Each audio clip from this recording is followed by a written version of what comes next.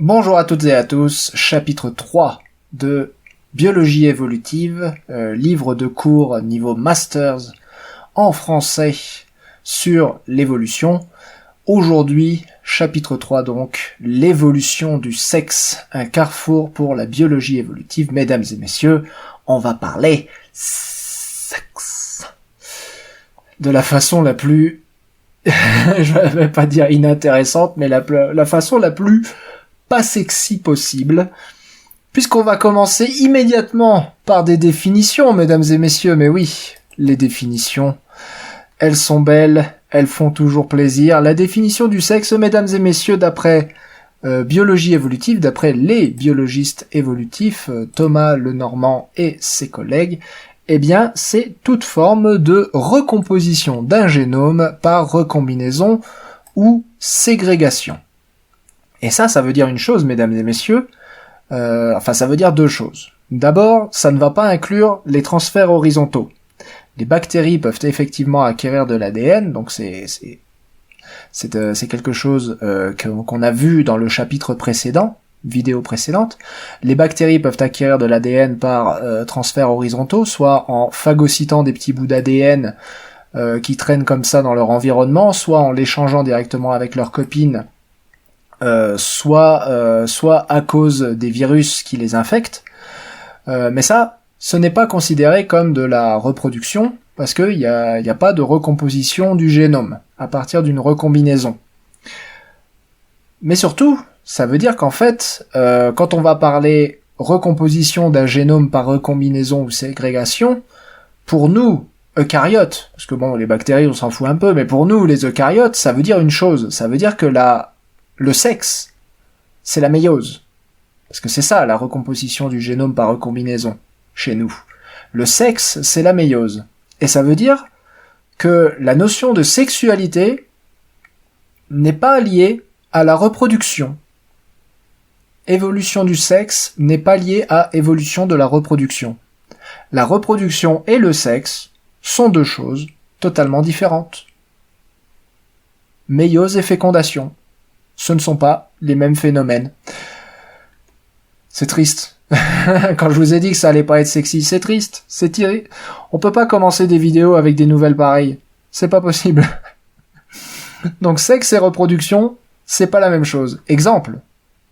La reproduction par végétative. La reproduction végétative des plantes, ce sont des multicellulaires qui se reproduisent en faisant des boutures. Y a pas de sexe. Pas le temps pour le sexe. Pas de bol.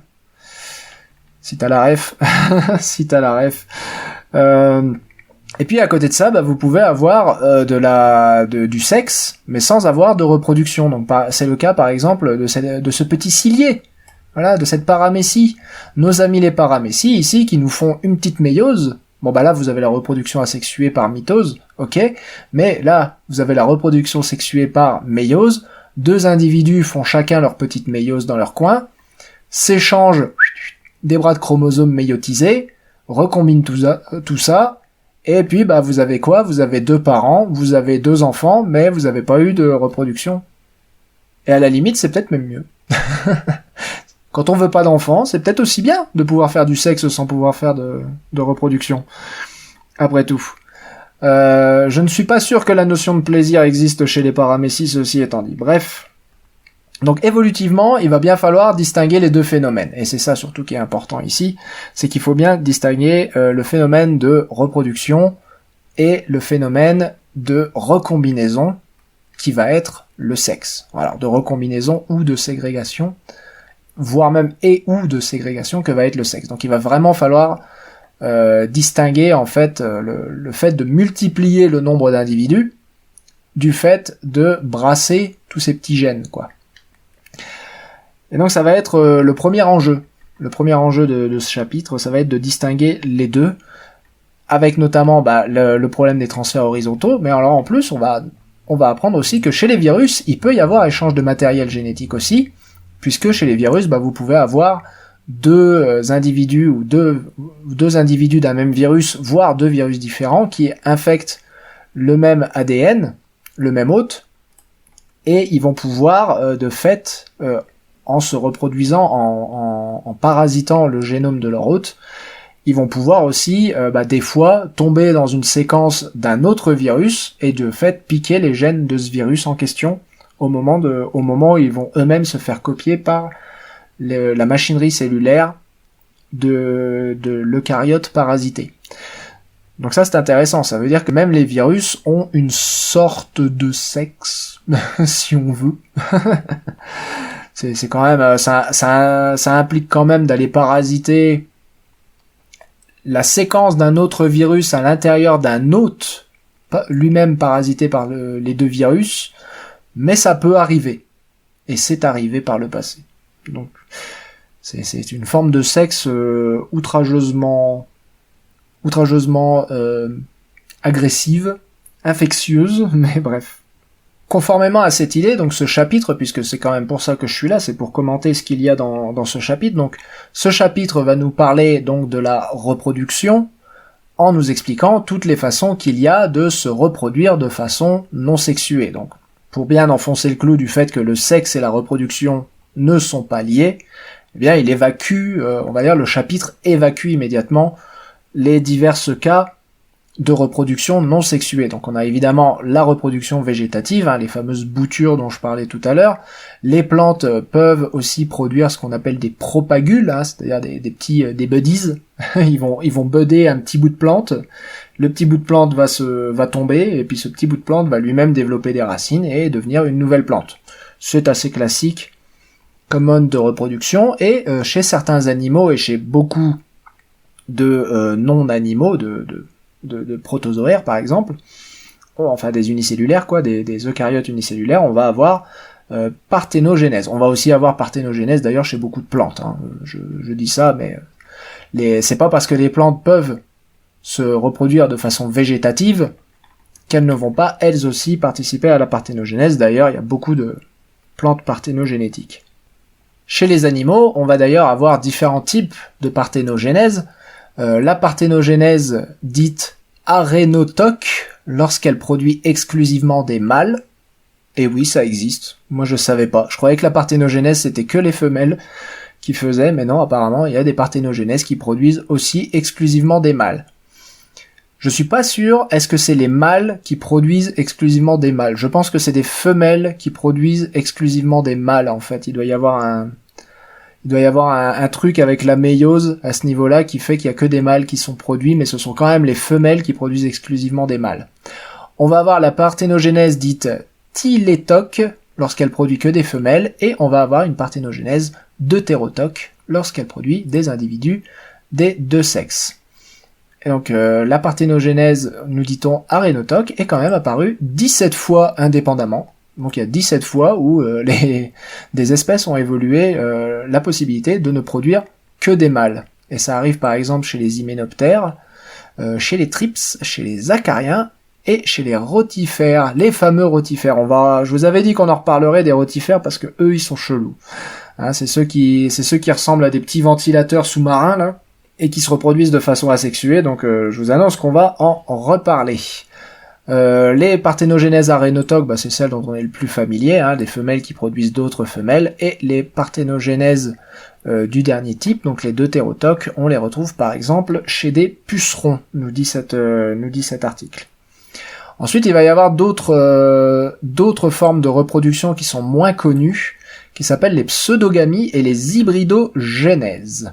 Et alors ça, mesdames et messieurs, c'est complètement fucked up, il n'y a pas d'autre mot pour en parler, et le mieux, c'est que je vous donne un exemple. Par exemple, chez certains poissons du genre Poeciliopsis, l'œuf haploïde est fécondé par un gamète mâle. Jusque-là, tout va bien.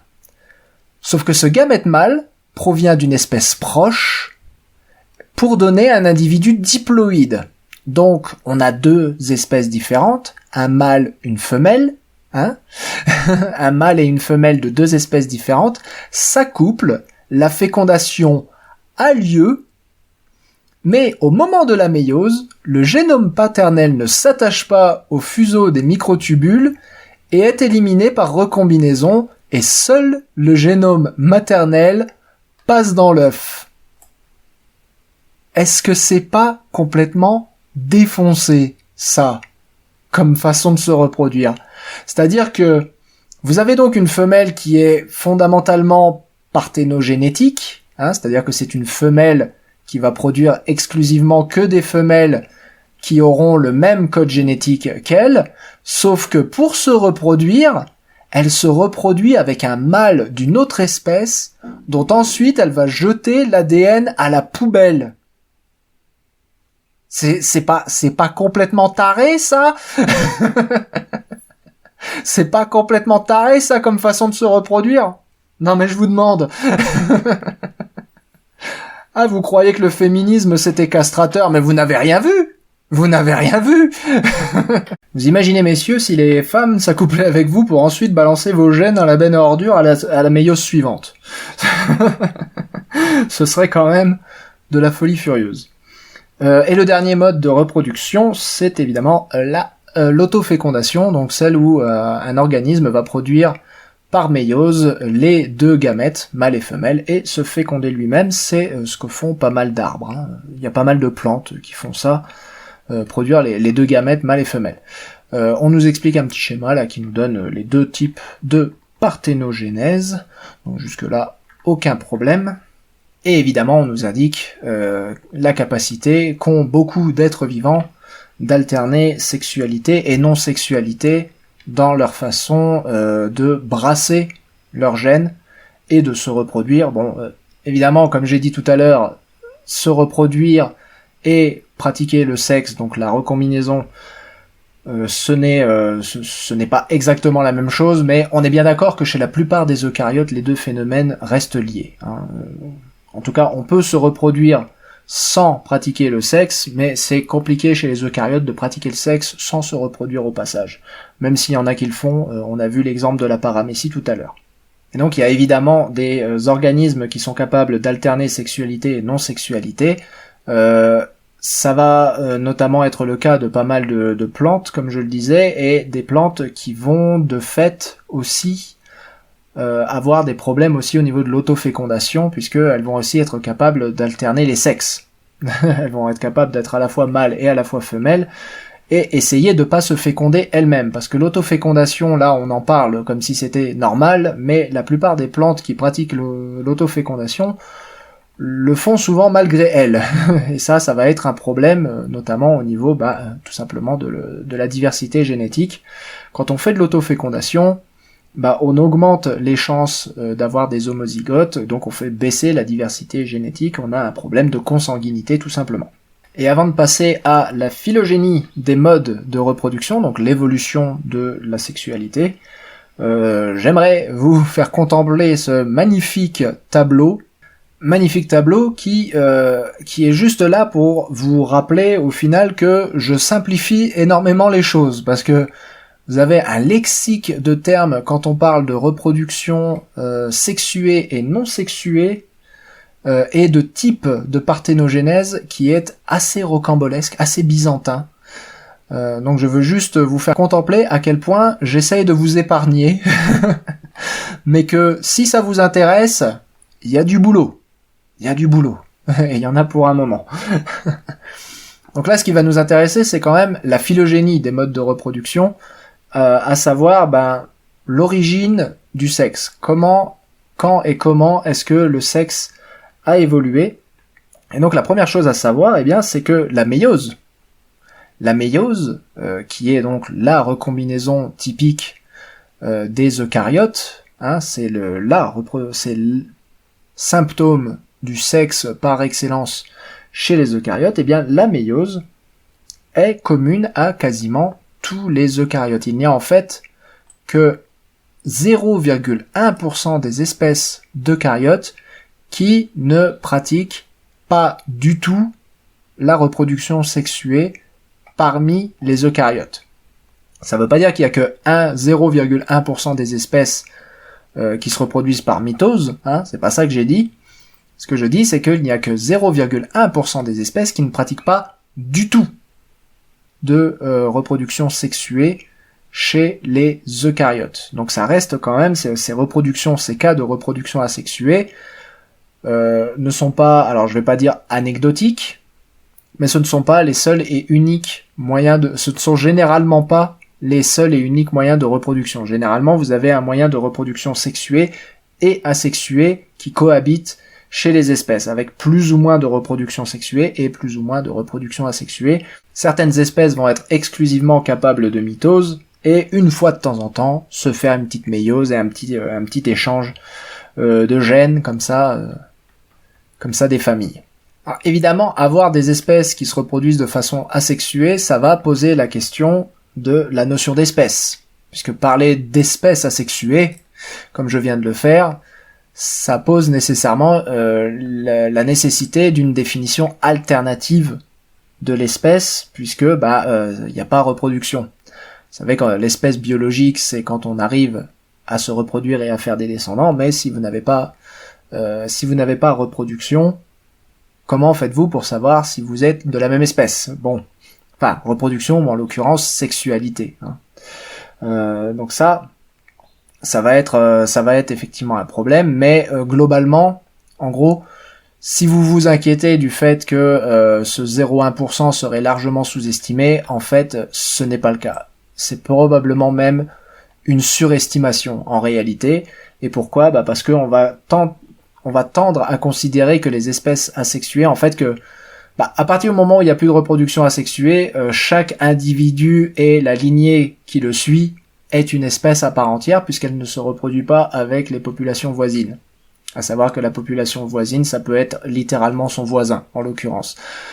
Donc cette notion d'espèce asexuée, en fait, qui va être une définition un petit peu compliquée à manipuler, conduit nécessairement à l'idée que une lignée va être une espèce.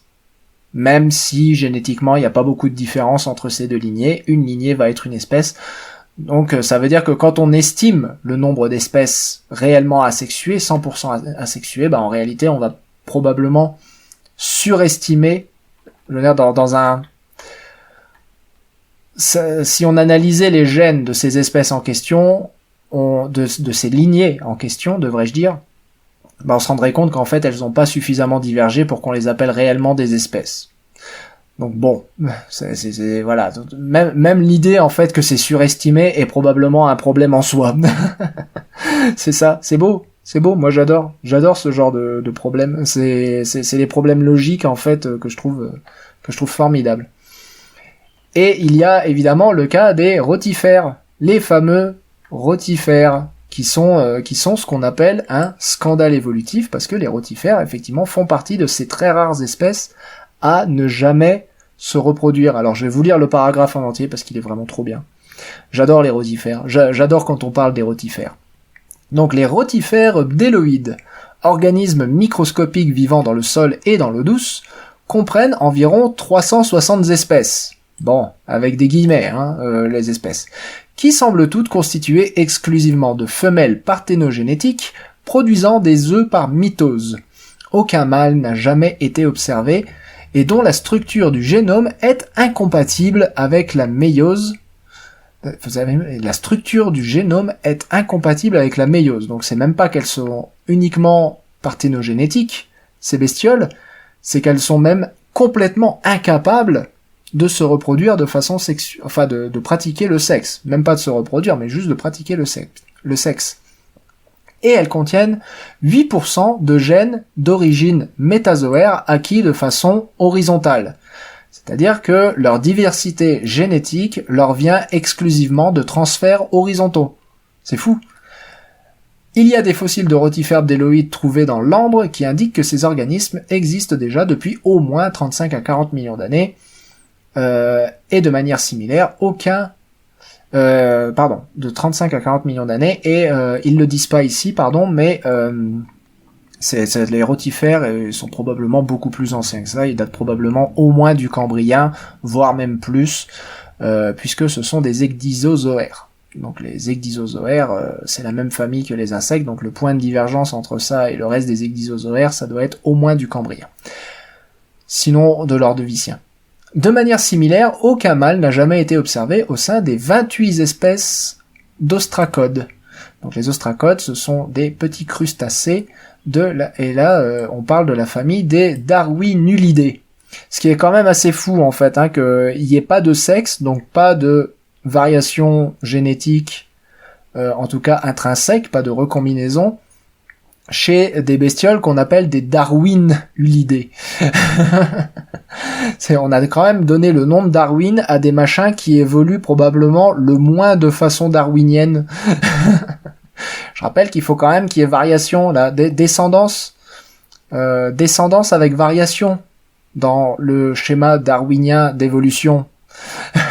et là, vous avez des espèces qui se reproduisent de façon non sexuée, sans méiose, sans brassage, donc finalement sans trop de variation. Bon, il y a quand même des mutations, et puis il y a quand même des transferts horizontaux, mais quand même. Les ostracodes présentent un dimorphisme sexuel permettant de distinguer les mâles et les femelles quand ce ne sont pas des Darwinilidae. Or, bien que l'on dispose de quantités importantes de Darwinilidae fossiles, on n'observe pas de dimorphisme sexuel datant de moins de 80 à 100 millions d'années. Ça veut dire que ça fait au moins 100 millions d'années qu'on sait que les Darwinulidae se reproduisent sans sexe, puisqu'il n'y a plus de dimorphisme sexuel, donc il n'y a plus de mâle et il n'y a plus de différence mâle-femelle. C'est quand même fou, ça. Et enfin, un troisième asexué ancien potentiel est Artemia parthenogenica.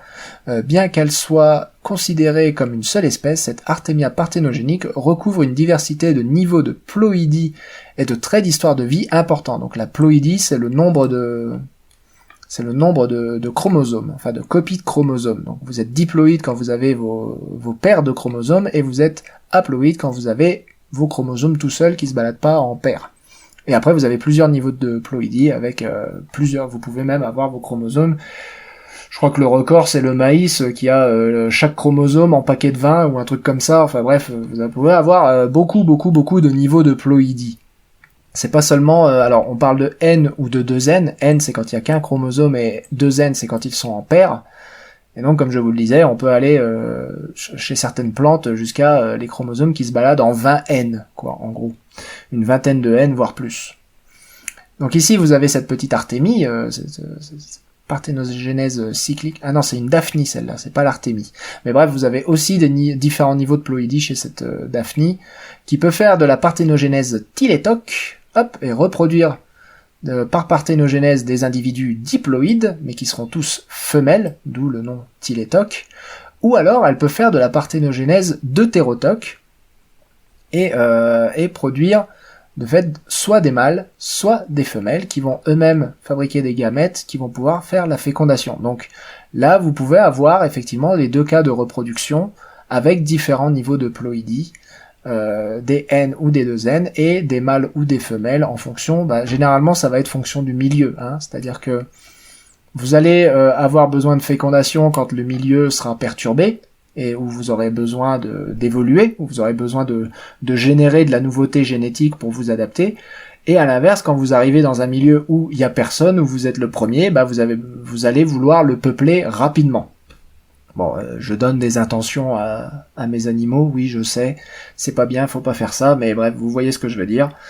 Vous êtes le premier dans un environnement qui est globalement désert, vous allez vouloir occuper la niche le plus vite possible, et donc vous reproduire de façon asexuée. Ça va permettre de booster la population immédiatement, quitte à perdre un petit peu en diversité génétique pour ensuite faire des méioses et faire de la fécondation plus tard. Donc ça, c'est l'avantage, si vous voulez, de pouvoir alterner entre sexualité et non-sexualité. C'est la sexualité va permettre de générer de la nouveauté, donc de possibles adaptations, au moins de la mutation, en tout cas de la diversité.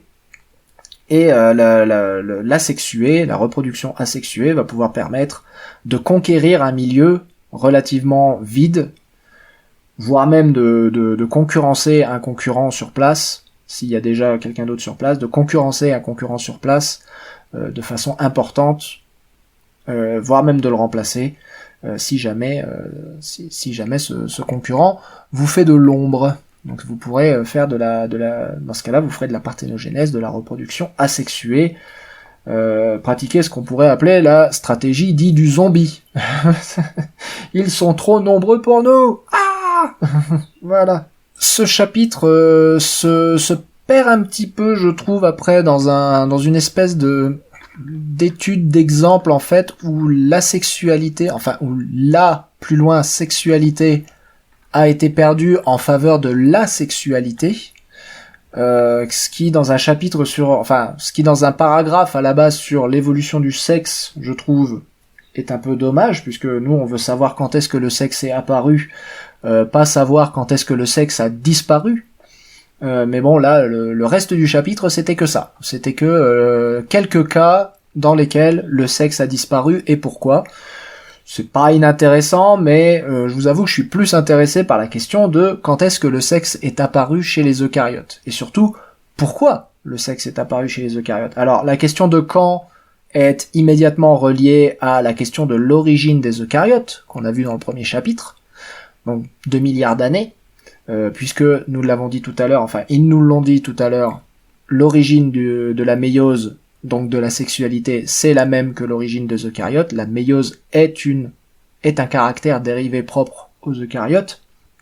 Donc le mystère il est vite résolu.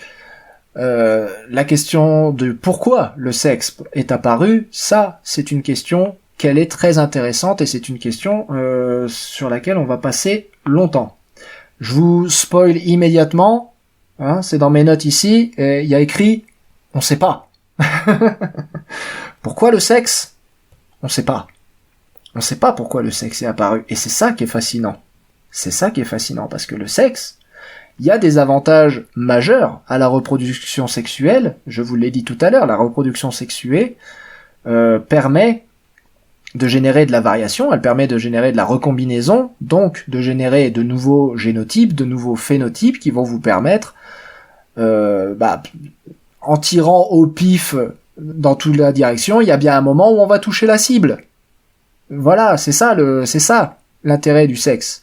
L'intérêt du sexe, c'est de tirer dans toutes les directions possibles et de voir s'il n'y a pas une balle qui atteint sa cible. Quand vous faites de la méiose, vous tirez tout le temps au même endroit. Donc si vous êtes déjà dans la cible, tant mieux. Mais si vous y êtes pas, vous faites fausse route. Bon, l'évolution du sexe, globalement, c'est ça l'intérêt. L'intérêt, c'est de dire, on va générer de la variation, et cette variation va nous permettre de conquérir de nouvelles niches écologiques, parce que, justement, on est divers.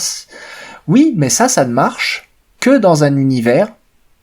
Et là, va falloir que vous fassiez bouillir la soupière, là, parce que c'est important. Mais ça ne marche que si l'échelle de sélection est l'échelle de la population. Le sexe, pour un individu, c'est de la merde. Et oui. Alors, on va voir, c'est justement ça, qui arrive juste après. Mais il faut bien que, je trouve que ce tout petit paragraphe qui commence ici ne rend pas justice réellement à ce problème. Ce tout petit paragraphe introductif avant de dire le sexe c'est de la merde, donc le coût du sexe, les coûts physiologiques et évolutifs liés au sexe, hein, c'est ça que ça veut dire. Mais il faut bien expliquer que pour un individu donné qui vivrait comme ça dans une population de base asexuée, parce que c'est ça, hein, à la base, le monde, il y a 2 milliards d'années, quand le premier eucaryote apparaît, le monde est asexué. Hein, tout le monde se reproduit par mitose. Il n'y a pas de sexe. Et ce petit eucaryote, là, qui se retrouve dans ce monde où tout le monde se reproduit de façon asexuée, et qui est le premier à pouvoir faire, pour une raison X ou Y, c'est pas un bon moyen de présenter parce que X ou Y ça évoque les chromosomes sexuels, mais vous comprenez. Pour une raison qu'on ignore, voilà, il est capable de faire la méiose. Même s'il rencontre un autre petit eucaryote qui sait lui aussi faire la méiose et qu'ils peuvent faire du sexe, ces deux petits eucaryotes qui sont les seuls au monde capables de faire du sexe ne vont pas gagner le grand match de l'évolution. Parce que v'là comme ça coûte cher de se reproduire sexuellement. V'là comment ça coûte cher. Donc c'est pas donné que ces deux petits eucaryotes qui savent, on sait pas pourquoi faire la méiose, ces deux petits eucaryotes théoriques, voilà, on va les appeler eucaryotes théoriques, c'est pas gagné que ces deux petits eucaryotes théoriques ils gagnent au combat de l'évolution parce que y a aucun avantage immédiat à pratiquer le sexe dans un environnement où tout le monde est asexué? Tout le monde se reproduit plus vite que vous, et tout le monde, et surtout, le monde est déjà, le monde est déjà peuplé, de deux, tout le monde se reproduit plus vite que vous, et de trois, tout le monde se reproduit à moindre frais par rapport à vous. Parce que se reproduire de façon sexuée, même quand vous êtes un unicellulaire, c'est-à-dire même quand vous n'êtes pas obligé de faire tout votre foin en boîte de nuit, ou bien tout votre display avec vos bois de serre et vous tapez avec les autres mâles, même si vous n'avez pas à faire tout ça, v'là comment ça coûte cher physiologiquement de pratiquer la méiose. Rien que ça. C'est une perte de temps et d'énergie physiologique et de ressources non négociable. Sèche. Et sachant qu'il n'y a pas d'avantage individuel à pratiquer ça, pourquoi le sexe aurait évolué? D'où ce paragraphe. Pourquoi le sexe? Alors l'une des explications, c'est effectivement que le niveau de sélection est au niveau populationnel, c'est-à-dire que nos deux petits eucaryotes, là, il va falloir qu'ils continuent de pratiquer le sexe pendant longtemps jusqu'à ce qu'une vraie population d'eucaryotes sexués se mette en place, et là, cette population aura un avantage parce qu'elle aura de la variabilité. Et c'est cette variabilité, c'est ce panel d'adaptation possible qui va lui donner un avantage par rapport aux autres eucaryotes asexués. Mais ce panel ne s'obtient qu'à l'échelle populationnelle. Et ça veut dire que pendant un bon moment, il va falloir que les individus se reproduisent de façon sexuée ou au moins pratiquent le sexe sans avantage immédiat pour eux. Et avec des coûts, dont je vais vous parler dans un instant, avec des coûts physiologiques, de ressources, etc., non négligeables. Pourquoi le sexe? C'est une question, je vous le disais, qui va vous faire bouillir la soupière. Parce que si vous admettez pas qu'une population puisse apparaître, si vous admettez pas que il y ait un niveau de sélection au niveau des populations, ça devient compliqué d'expliquer comment le sexe a évolué. Et de toute façon, même en admettant, comme je vous le disais, qu'il y ait une échelle de sélection au niveau des populations, ce qui est contraire globalement à la plupart des phénomènes évolutifs qu'on connaît, faut encore que cette population arrive à apparaître, et comme je vous le disais, ça implique du coup qu'il faut que des bestioles se reproduisent de façon sexuée pendant un long moment sans qu'il y ait d'avantage pour eux. Donc, se reproduire de façon sexuée alors que sous feu nourri de la sélection naturelle, sous tir de bombardement de la sélection naturelle, et ce malgré ça, quoi. Ouais. Ah, ça va être long. Ça va être long, je vous le cache pas. Donc d'abord, la première chose, le coût des mâles. Et oui, parce que les mâles, chez la plupart en tout cas des eucaryotes, les mâles, ils ne transmettent pas de ressources aux générations suivantes. C'est la définition même de ce qu'est un gamète mâle, d'ailleurs. Le gamète mâle est globalement défini comme étant le gamète le plus petit. C'est le gamète qui ne transmet rien. C'est par définition le gamète mâle. Donc le gamète mâle ne transmet rien. Donc le gamète mâle, il fait chier. Le gamète mâle, il emmerde les autres gamètes. Parce que il transmet rien. Donc à moins que vous ayez une parfaite distribution des ressources entre les gamètes mâles et les gamètes femelles, ce qui était probablement le cas primitivement, mais à moins que vous ayez une distribution des ressources, le gamète mâle, il fait un peu chier. En plus, les mâles, ils sont chiants. Parce que, encore une fois, chez la plupart des espèces eucaryotes, la femelle, quand elle se reproduit de façon asexuée, elle produit d'autres femelles qui se reproduisent de façon asexuée et produisent d'autres femelles, etc. Bon, c'est ce qu'on a parlé tout à l'heure, c'est la parthénogénèse, par exemple. Bon, le problème de la reproduction sexuée, c'est que la femelle, elle va produire des mâles et des femelles. Les mâles vont se reproduire avec les femelles, mais la femelle, encore, va devoir reproduire des mâles et des femelles. Donc vous avez la moitié de votre population générée par une femelle donnée qui ne sert à rien, qui ne va pas se reproduire. Donc, le coût, là, de la sexualité, le coût du mâle, en l'occurrence, c'est c'est de diviser votre population. Alors, en admettant qu'il y ait une distribution mâle-femelle 50-50, évidemment, ce qui n'est pas toujours le cas. même en admettant qu'il y ait une distribution 50-50, bah en fait vous avez la moitié de votre population qui ne sert à rien reproductivement parlant. Les mâles ne servent à rien. Bon, encore une fois, il y a un des deux gamètes qui ne sert à rien, et généralement chez les eucaryotes c'est le mâle, puisque c'est la femelle qui reproduit. Donc c'est ça aussi le coût du mâle. Le coût du mâle c'est de servir à rien pendant la reproduction, à part à amener comme je le disais, cette petite touche de fantaisie qui va permettre de générer de la diversité. C'est à peu près tout en fait. Donc c'est un gros problème. C'est un gros problème quand il s'agit de sélection naturelle, parce que la sélection naturelle, c'est un succès reproductif. La sélection naturelle, ça n'a jamais été la loi du plus fort. C'est pour ça que le sexe est extrêmement important en théorie de l'évolution. C'est parce que la théorie de l'évolution, c'est pas la loi du plus fort. La théorie de l'évolution, c'est la loi de celui qui se reproduit le plus. Et si vous perdez du temps à générer des demi-populations entières, donc en l'occurrence des mâles, qui ne se reproduisent pas, bah ça veut dire que vous perdez la moitié de votre temps, et surtout que vous perdez la course.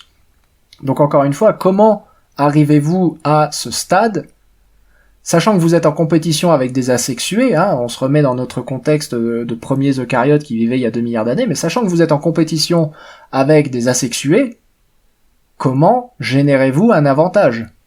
Comment arrivez-vous à construire votre population d'eucaryotes sexués jusqu'à ce qu'elle soit suffisamment grosse pour que ça lui donne un avantage intrinsèque, jusqu'à ce que la taille de cette population et sa diversité lui donnent un avantage intrinsèque? Comment arrivez-vous à ce point-là si à chaque génération vous balancez littéralement la moitié de votre population à la poubelle en faisant des mâles?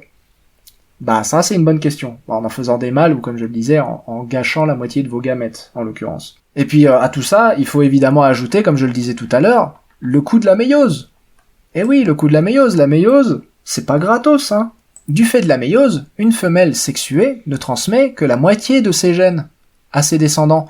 Du fait de la méiose, les deux sexes, en réalité, on parle des femelles là parce qu'on est encore une fois dans le cas des eucaryotes où généralement c'est la femelle qui va porter la reproduction, etc. Mais en réalité, les deux sexes ne transmettent que la moitié de leurs gènes. Or, la théorie du gène égoïste, le niveau de sélection naturelle au niveau du gène, parce qu'il y a sélection au niveau de l'individu, mais il y a aussi sélection au niveau du gène en réalité, veut que les gènes se transmettent le plus possible. Bah oui. Or, si vous transmettez que la moitié de vos gènes, bah il y a des allèles qui vont pas être contents du tout. Il y a des allèles qui vont pas du tout être contents. Il y a des allèles qui se retrouvent attachés dans un génome où le génome se retrouve fragmenté en deux et la moitié se retrouve gâchée au final. Donc ces allèles-là vont être contre-sélectionnés. Et ça c'est pas bien, ça va pas leur plaire du tout. Ils vont pas du tout valider ça. Et chaque individu ne transmet que la moitié de ses gènes à ses descendants. Et ça c'est pas bon, ça, pour la sélection naturelle. Aux yeux de la sélection naturelle, quand vous êtes en compétition face à des asexués, ça ne devrait pas fonctionner. Le sexe existe, et la plupart des animaux et même des eucaryotes se reproduisent de cette façon-là. Donc c'est que ça a marché à un moment. Mais quand même.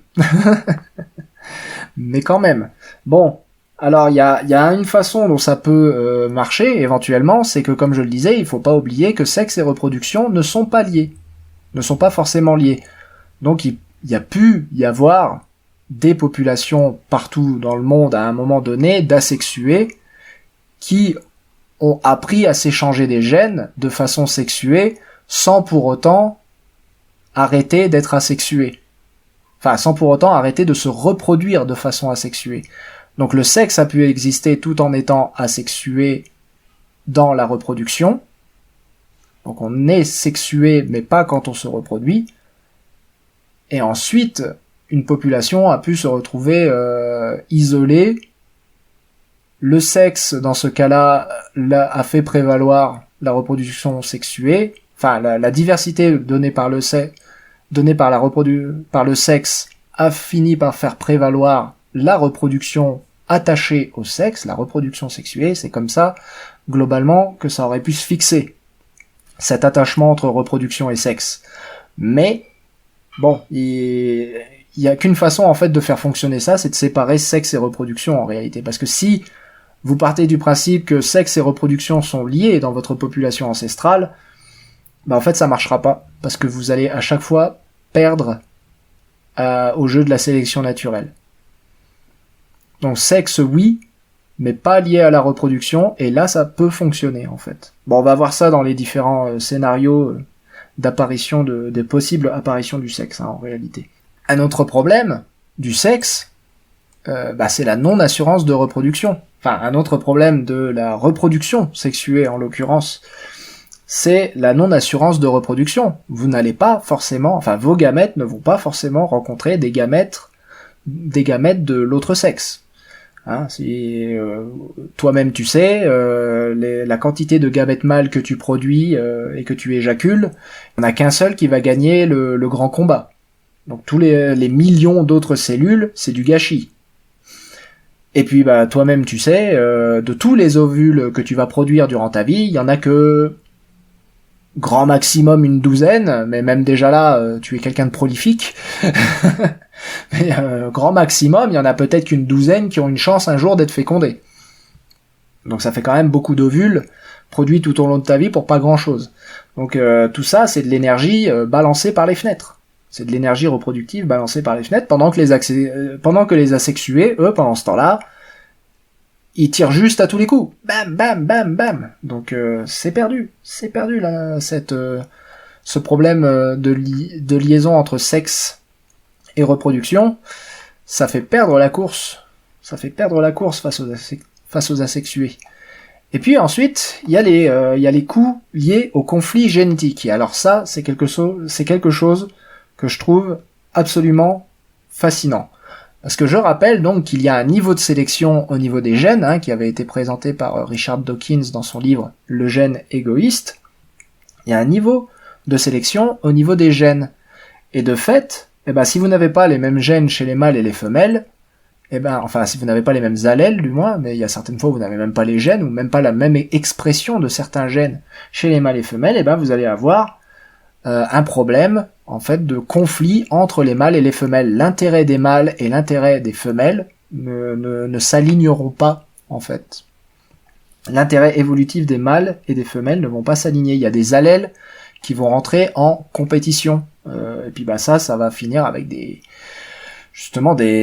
problèmes de non-alignement des intérêts des mâles et des femelles. Donc les mâles, par exemple, qui ne transmettent pas les mitochondries, c'est les femelles qui transmettent les mitochondries chez la plupart des eucaryotes, pas chez tous les eucaryotes, mais les mâles qui ne transmettent pas les mitochondries, au final, vont transmettre le moins de choses possible, parce que de toute façon, les femelles qui, elles, ont les mitochondries, ont tout intérêt à transmettre le plus de choses attachées à ces mitochondries, pour que ces mitochondries fonctionnent le mieux possible. Donc c'est pour ça qu'on finit avec des déséquilibres entre les gamètes mâles qui sont tout petits, et les gamètes femelles qui sont généralement très gros.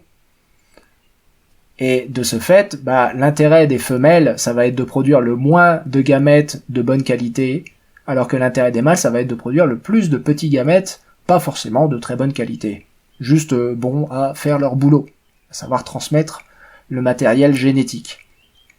Et de fait, vous allez avoir des gènes qui vont rentrer en conflit. Les gènes qui commandent aux gamètes mâles d'être de mauvaise qualité vont rentrer en conflit avec les mêmes gènes qui, chez les femelles, vont essayer de tout faire pour commander des gamètes de bonne qualité. Bon, c'est ce que je vous disais la dernière fois avec les bois de serre, encore une fois. Les femelles n'ont pas d'intérêt à développer des bois. Les mâles, oui. Pourtant, les deux ont les gènes pour. Donc vous avez un conflit entre les deux. Vous avez un conflit entre les femelles qui ont tout intérêt à ne pas faire de bois, et les mâles qui ont tout intérêt à faire les bois les plus gros possibles. Donc là, le lien entre reproduction et méiose crée une nouvelle forme de pression sélective, et cette nouvelle forme de pression sélective, c'est la sélection sexuelle. Donc on verra de façon plus approfondie au chapitre 7. Mais surtout, la méiose, elle crée un nouveau niveau de sélection, puisque vous avez une nouvelle étape dans la vie d'une cellule, dans la vie d'un eucaryote. Et cette nouvelle étape dans la vie d'un eucaryote qui conduit d'une cellule la production de 4 cellules, si vous vous rappelez de la méiose, hein, vous avez une cellule diploïde qui produit, en l'occurrence, une cellule va produire plusieurs cellules, une cellule polyploïde va produire plusieurs cellules haploïdes, donc si vous prenez 2 N chromosomes, vous finissez avec 4 cellules à 1 N chromosome. C'est généralement le schéma simple qu'on montre de la méiose. Bon, ça c'est si on part avec 2 N chromosomes, on finit avec 4 cellules. Mais donc ça, c'est bien donc qu'il y a une multiplication du nombre de cellules à la fin. Et cette multiplication du nombre de cellules, elle va créer du coup de la sélection entre ces cellules. Ces cellules vont être en compétition les unes avec les autres. Les gamètes vont être en compétition les unes avec les autres. Et ça crée un nouveau niveau de compétition. On va avoir le développement de gènes égoïstes, et ça je vous envoie à la page 144, on va avoir développement de gènes égoïstes qui vont en fait provoquer des problèmes de méiose exprès pour se reproduire eux-mêmes plus vite. Donc par exemple ici, on a des mécanismes de distorsion, de ségrégation sont nécessairement différents lors de la méiose femelle. Un exemple de distorteur, donc c'est ça qu'ils appellent une distorsion, les mécanismes de distorsion. Donc un distorteur, et qui agit sur la méiose femelle, est le centromère supplémentaire du chromosome 10 chez le maïs. Donc il y a 2 centromères, il y a 2 milieux en fait dans le chromosome, et la présence de ce second centromère permet une migration plus rapide vers les pôles de la méiose. Donc si vous avez, en fait, ça veut dire qu'à un moment, en fait, il y a eu une concurrence à l'intérieur même d'un génome entre un gamète qui avait un centromère double et l'autre qui avait le centromère simple sur le chromosome 10, et en fait c'est celui qui avait le centromère double qui a gagné. Donc même les gamètes sont en concurrence entre elles.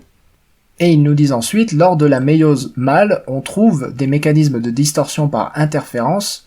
Un tel système implique un gène tueur capable d'éliminer les spermatozoïdes qui ne le possèdent pas. Vous imaginez? C'est-à-dire les gamètes sont tellement en compétition les unes avec les autres qu'en fait il y a les gènes tueurs qui sont sélectionnés, en fait, qui gagnent parce qu'ils tuent les spermatozoïdes qui ne le possèdent pas. Un individu hétérozygote pour ce gène tueur produit moitié moins de spermatozoïdes, mais ils portent tous ce gène tueur. Donc là, vous avez même un exemple en fait d'un gène qui diminue la fécondité de son porteur, mais comme le gène lui-même est égoïste, c'est-à-dire qu'il tue les spermatozoïdes qui ne le possèdent pas, et du coup il se transmet quand même. C'est dingue. Ça réduit la fécondité alors je crois que c'est une souris, c'est ça? Un des exemples les plus connus est l'haplotype T, voilà, chez la souris domestique, voilà. Donc c'est l'haplotype T de la souris domestique qui fait ça. Donc ça existe vraiment, quoi, ce genre de gène, c'est pas un exemple théorique.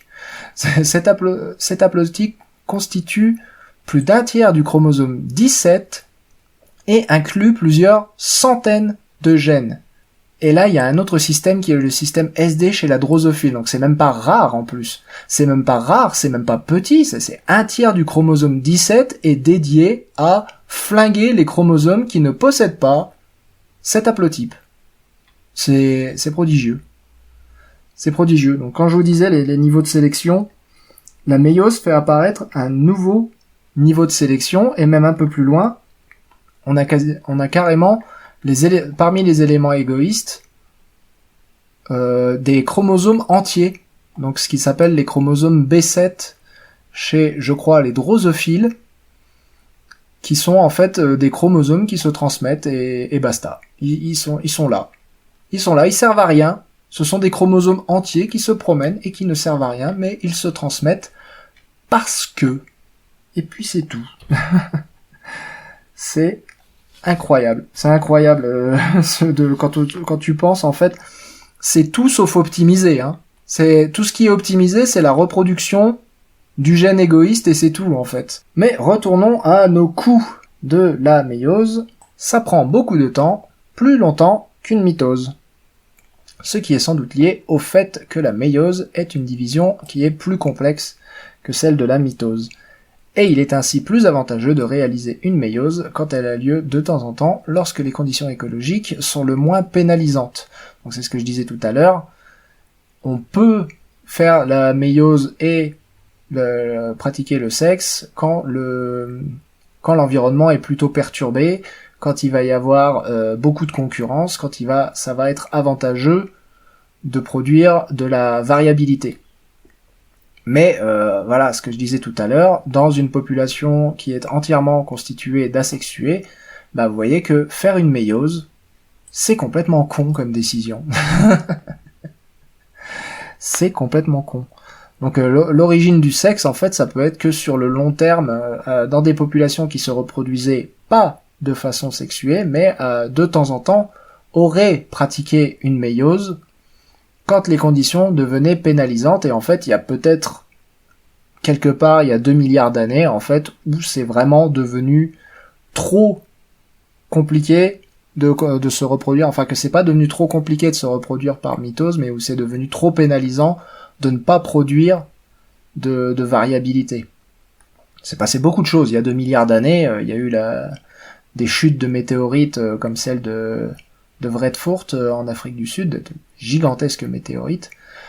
Il s'est passé, qu'est-ce qui s'est passé d'autre ? Il s'est passé une grande oxygénation aussi, il y a 2 milliards d'années, donc un grand changement, gros changement d'environnement. Bah, il y a eu l'apparition évidemment des eucaryotes, hein, c'est-à-dire l'assimilation par endosymbiose des mitochondries, etc. Donc bref, 2 milliards d'années, c'est un moment où beaucoup de choses ont changé. Il n'est pas complètement impossible d'imaginer que l'environnement est devenu tellement le merdier que des populations qui étaient capables de se reproduire de façon sexuée et asexuée ont fini par associer sexualité et reproduction parce que ça allait juste plus vite, en fait.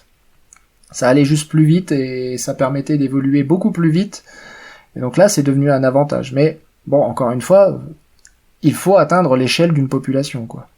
Et puis enfin, il y a les dépenses au niveau génétique, parce que il est coûteux de se reproduire, il est coûteux de pratiquer la méiose, même sans se reproduire, parce que quand on pratique la méiose, bah, on augmente les chances de créer des combinaisons qui marchent pas. Alors certes, on augmente aussi les chances de créer des combinaisons qui marchent, mais on augmente aussi les chances de prendre une combinaison qui marche et de lui niquer sa tronche. Et ça a beaucoup plus d'effet au niveau de la sélection naturelle que de pouvoir créer des combinaisons qui n'existaient pas, mais qui vont marcher après la méiose. En fait, vous prenez un truc, vous avez plus de chances. En fait, vous savez ce que vous allez perdre avec une méiose, vous savez pas ce que vous allez gagner. Clairement, c'est ça le jeu. Et c'est ça le coût génétique de la méiose, c'est que vous savez ce que vous allez perdre, vous ne savez pas ce que vous allez gagner avec une méiose. Et donc ça a un coût génétique de faire la méiose. Et donc pour toutes ces raisons-là, dire pourquoi le sexe est apparu, bah ça coule pas de source. Voilà, c'était juste pour vous convaincre que même si on sait quel avantage apporte le sexe, et notamment la reproduction sexuée, mais le sexe de manière générale, à une population, bah pourquoi est-ce que c'est apparu au niveau individuel ? C'est pas gagné du tout.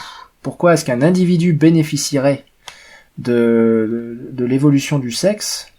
C'est pas de l'origine du sexe, ça ne coule pas de source du tout. Et c'est ce que nous suggère le paragraphe suivant. Voilà, le sexe est-il maintenu par la sélection entre espèces ? Alors en l'occurrence, peut-être pas entre espèces, mais au moins à un niveau de sélection qui est très très au-dessus de celui de l'individu ou du gène, qui sont généralement les niveaux de sélection admis par les évolutionnistes. Un tel niveau de sélection, en fait, supposerait que la raison pour laquelle le sexe est apparu est différent de la raison pour laquelle il est maintenu. Donc il est possible, en fait, que le sexe soit apparu à la base pour une toute autre raison que celle de donner, en fait, un avantage en termes de variabilité génétique. Donc, on a peut-être trop tendance à ce que nous dit ce paragraphe, en fait, c'est qu'on a peut-être trop tendance à voir l'avantage du sexe aujourd'hui et d'essayer de l'étendre, en fait, à l'origine du sexe. Et peut-être que le sexe, en fait, a une autre origine. Peut-être qu'il donne un autre avantage à l'individu qu'on ne voit plus aujourd'hui, mais qui aurait pu en être un à la base, ou qu'on a tendance à oublier aujourd'hui, mais qui est encore visible si on sait où chercher. Alors quel pourrait être cet avantage? C'est le paragraphe suivant, sélection indirecte, le sexe pour réduire des associations génétiques. L'idée générale est que le sexe permettrait de créer des combinaisons de gènes avantageuses, enfin les allèles qui se combineraient de cette façon-là donneraient un tel avantage qu'en fait ils prendraient le sexe en autostop génétique. C'est-à-dire que c'est pas le niveau de sélection ne serait pas sur le sexe lui-même, que sur l'avantage qui est promu par le sexe sur d'autres gènes qui se retrouveraient combinés de cette façon-là. Alors, comme je le disais tout à l'heure et comme il le rappelle immédiatement dans la suite, le problème c'est que à quel point ce mécanisme-là compenserait pour le fait de détruire des combinaisons qui sont déjà, enfin c'est ce qu'ils disent ici, de la destruction de génotypes qui sont déjà avantageux en fait. Donc jusqu'à quel point est-ce que ça permettrait de surcompenser ça? Ça reste une très très grande question. Alors après, le reste de ce chapitre propose des scénarios possibles d'autostop génétique, en fait, de sélection indirecte, avec notamment d'autres pas des fonctions, mais voilà, d'autres fonctions, quoi. Donc le sexe qui éliminerait des associations génétiques délétères, les recombinaisons qui diminuent l'effet de la dérive génétique, donc qui diminue l'effet du hasard et augmente la sélection naturelle, par exemple, les recombinaisons pendant les crossing over de la méiose. Ici, un phénomène qu'ils appellent l'épistasie fluctuante. Alors, qu'est-ce que ça veut dire? Ça veut dire, si l'on imagine que la capacité de résister aux parasites pour l'autre, donc c'est dans un cas de parasitisme, dépend d'une combinaison d'allèles à plusieurs locus, alors il peut être systématiquement avantageux de produire à chaque génération de nouvelles combinaisons, aussi bien pour l'hôte, dont les descendants vont ainsi pouvoir échapper au parasitisme, que pour le parasite, dont les descendants vont pouvoir exploiter de nouveaux hôtes. Donc si vous avez la capacité à infecter un hôte pour un parasite qui est dépendant d'une certaine combinaison génétique, il devient avantageux de produire de la recombinaison. En fait, la recombinaison serait elle-même une défense contre le parasite, et par effet de course à l'armement, donc c'est ce qu'on avait appelé la reine rouge, voire chapitres 14 et 19, donc par effet de course à l'armement, en fait, le parasite va aussi se reproduire de façon sexuée, et donc l'hôte va se reproduire de façon sexuée, et donc le parasite va se reproduire de façon sexuée, etc., et on crée, donc c'est ce qu'ils appellent l'épistasie. C'est une possibilité. Un autre scénario possible, c'est celui de la migration, donc vous avez le mélange de deux populations, donc deux populations qui ont des allèles, des combinaisons d'allèles différentes, donc grand A, grand B et petit a, petit b. Si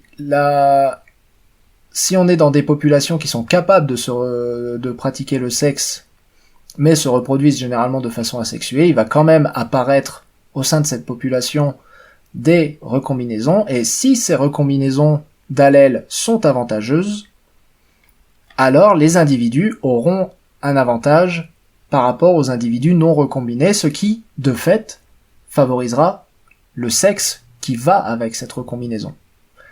Donc c'est, encore une fois, c'est cette idée du fait que le sexe n'est pris qu'en bagage par d'autres phénomènes qui ne sont pas immédiatement liés au sexe.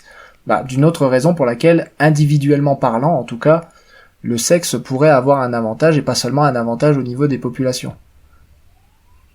Mais encore une fois, ça implique que les deux populations sont capables de sexe, sont asexuées, se reproduisent de façon asexuée, mais sont capables de sexe.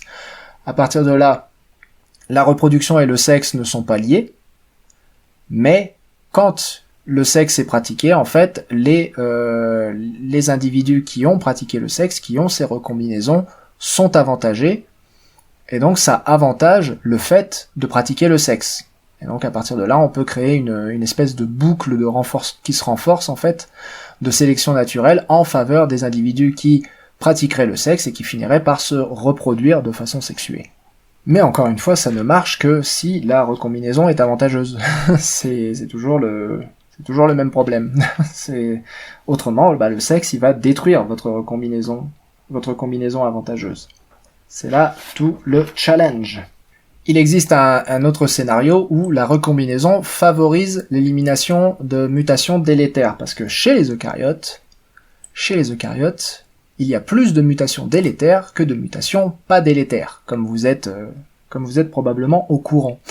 Les mutations délétères sont très fréquentes, et le fait d'avoir de la recombinaison va éliminer, donc du sexe, va éliminer plus facilement ces mutations délétères, et ça pourrait donc générer une pression de sélection sur ces allènes délétères qui prendraient une fois de plus en bagage, en autostop, le sexe qui va avec la recombinaison, et donc l'élimination de ces allèles délétères.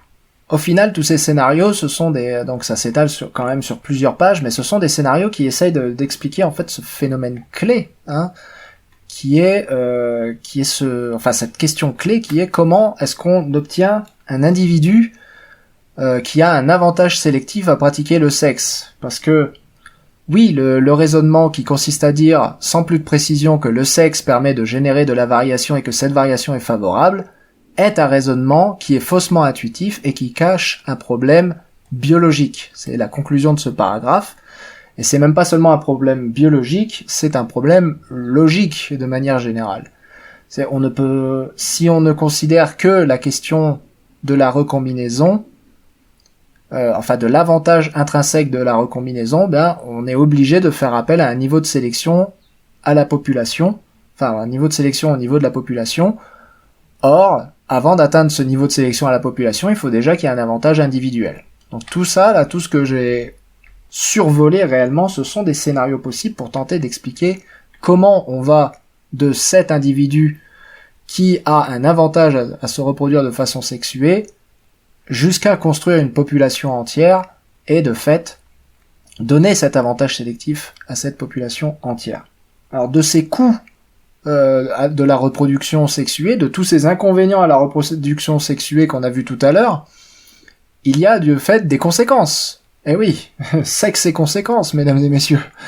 Donc la conséquence principale du sexe, c'est que, comme je l'ai dit tout à l'heure, il va y avoir un nouveau niveau de sélection, des nouveaux niveaux de sélection, la sélection sexuelle et la sélection au niveau de la méiose, qui vont générer de nouveaux conflits, avec des conflits qui vont avoir lieu entre les mâles et les femelles, et des conflits qui vont avoir lieu entre les gamètes eux-mêmes. Et tout ça, au niveau de la sélection naturelle, en fait, ça va générer des choses aberrantes, des phénotypes tout à fait aberrants. Donc je vous parlais tout à l'heure de ces gènes qui diminuent la fertilité d'une souris, mais comme ces gènes aussi flinguent les gamètes qui ne contiennent pas ces gènes, et du coup t'es obligé de les transmettre ces gènes, par exemple, alors que c'est délétère à la reproduction de la souris. Ou on parlait aussi des chromosomes surnuméraires qu'il y a chez certains invertébrés, et notamment chez les drosophiles.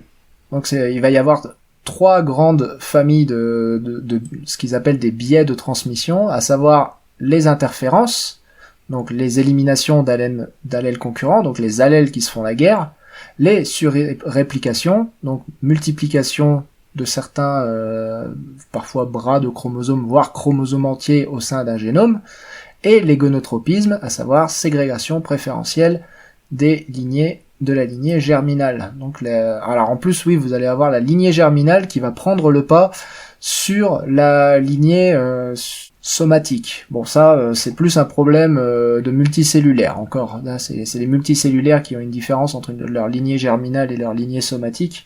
Donc ça, c'est encore un autre niveau de sélection auquel il faut penser. C'est que tant que ça arrive à votre soma, on s'en tape les fesses. Par contre, si ça arrive à vos gonades, alors là, la sélection naturelle, pareil, elle va tirer, mais... Donc si, voilà, un truc qui pourra endommager votre lignée somatique, donc les cellules de votre corps de manière générale, tant que ça empêchera pas vos gamètes de fonctionner, tout va bien. Pour la sélection naturelle, c'est comme si tout allait bien. Et c'est comme ça qu'on finit avec des trucs comme les baudrois, avec le mâle qui vit en parasite, tu sais, une petite crotte parasite fusionnée à la femelle, qui est juste une paire de testicules en fait, avec des vaisseaux sanguins autour. C'est comme ça que ça arrive. C'est un problème d'une part de sélection sexuelle et d'autre part de sélection entre la lignée germinale et la lignée somatique. C'est la lignée germinale qui gagne, tout le temps. Sauf si la lignée somatique parvient à suffisamment s'autodétruire pour détruire la lignée germinale avec elle, mais on est bien d'accord que la lignée somatique perd quand même dans ce scénario. Donc on a déjà parlé de cette histoire de centromère qui permet à certains chromosomes de migrer plus vite. On a déjà parlé de ces gènes tueurs à l'intérieur des souris et des drosophiles, donc qui empêchent les gamètes de se former s'ils ne sont pas à l'intérieur. On parle des chromosomes supplémentaires, et alors là, ce que j'ai pas dit tout à l'heure, mais c'est qu'il existe par exemple chez de très nombreuses espèces, des milliers sont connus, des chromosomes supplémentaires appelés chromosomes B7, dont la présence n'est absolument pas indispensable et est même souvent délétère. Alors imaginez, c'est délétère, mais comme la sélection naturelle se fout tant que ça se reproduit, eh ben ça reste, et qui tentent à se propager grâce à divers mécanismes qui biaisent leur transmission lors de la méiose. Donc tant que ça arrive à biaiser la méiose et donc à augmenter leur transmission, ça passe, même si c'est délétère. Et c'est là aussi où les créationnistes vont se régaler, hein. C'est que à chaque fois ils disent ouais mais les mutations délétères elles arrivent beaucoup plus souvent que les mutations bénéfiques, alors on serait tous morts et machin. Non, c'est pas comme ça que ça se passe. Les mutations délétères, si ça t'empêche pas de te reproduire, on s'en fout. C'est dingue, hein. C'est dingue de se dire des trucs aussi grotesques que des chromosomes surnuméraires. Des chromosomes entiers qui servent à rien, voire sont délétères. Non mais, de fou. C'est de la folie, hein. Quand on passe à des niveaux de sélection autres que... Enfin, ça vous ferait presque regretter d'être paléontologue, quoi, parce que là, les questions logiques et biologiques que ça pose, c'est quelque chose de taré. Et évidemment, il y a les éléments égoïstes dont on parlait au chapitre précédent, que sont les transposons, les éléments transposables, évidemment. Vous imaginez bien que les éléments transposables, qui donc se multiplient à chaque événement de reproduction, vont avoir leur petit rôle à jouer là-dedans, quoi. Parce que ces éléments transposables, bah eux, tout ce qu'ils veulent, c'est se reproduire. Donc c'est ce qu'on appelait autrefois de l'ADN poubelle, des morceaux en tout cas d'ADN poubelle, et qu'il y a un coût non négligeable à reproduire ces séquences, mais que l'intérêt de ces séquences à elles, bah c'est juste de se reproduire, c'est pas de vous donner un avantage à vous reproduire. Donc vous allez avoir littéralement des génomes qui vont se faire coloniser par des éléments transposables. Et la preuve que ces éléments transposables prennent avantage de votre reproduction sexuée, enfin de la pratique du sexe même de manière générale, eh ben c'est qu'il y a certaines familles d'éléments transposables qui sont complètement absentes chez qui? Chez nos rotifères, nos fameux rotifères belloïdes, qui n'ont pas la famille des éléments transposables qu'on appelle les long transposable element, donc les LIN. Ces éléments n'existent pas chez les rotifères. Bah pourquoi? Bah parce qu'ils sont incapables de faire ce que je viens de dire, à savoir de coloniser le génome, puisque de toute façon les rotifères se reproduisent de façon asexuée. Et voilà. Et vous avez même des niveaux de conflit entre génome et cytoplasme. Ben oui. Parce que savez-vous qu'il y a des éléments dans votre cytoplasme qui ont leur propre ADN, qui ont donc leur propre intérêt évolutif. Ce sont vos organites ou vos organelles, les mitochondries et les chloroplastes des plantes. Donc par exemple, et en plus ça va être d'autant plus compliqué dans cette histoire que c'est pas tout, enfin généralement c'est pas symétrique la façon dont c'est transmis, c'est pas le mâle et la femelle qui transmettent, c'est ou le mâle ou la femelle. Donc les mitochondries c'est généralement la femelle, bien qu'il y a des exceptions. Donc là on a le séquoia par exemple où les plastes sont transmis, c'est les mitochondries chez le séquoia sont transmises par la lignée paternelle. Ou bien on a Chlamydomonas, chez qui le sexe moins transmet les mitochondries, mais chez qui le sexe plus transmet les plastes, alors que chez la plupart des plantes, les plastes et les mitochondries sont transmis sont transmis par les femelles. Il existe des cas de transmission des plastes qui sont biparentales, comme par exemple chez le géranium, et il y a la moule, Mytilus edulis, où les deux lignées mitochondriales indépendantes coexistent. Donc il y a à la fois des mitochondries mâles et des mitochondries femelles. Donc, donc ouais, c'est la guerre, hein. C'est la guerre. Et vous imaginez que chaque génome a son propre petit intérêt, hein. Les plastes femelles et les plastes mâles sont en compétition. Les moules femelles et les moules mâles sont en compétition. Elles sont en compétition avec les autres moules et elles sont en compétition. Non, vous imaginez la quantité de scénarios évolutifs possibles que ça ouvre, quoi. Le simple fait d'avoir ces plastes en plus, quoi, sachant qu'ils ont leur propre génome. Alors, la pression de ces génomes est grandement réduite par le fait que généralement, une bonne partie de ces génomes a été absorbée par l'ADN de l'hôte, donc à savoir chez les eucaryotes, l'ADN nucléaire, hein. Donc ça réduit globalement ce conflit entre le génome de l'hôte, donc de la cellule eucaryote, et le génome du plaste, qui à la base était une bactérie libre.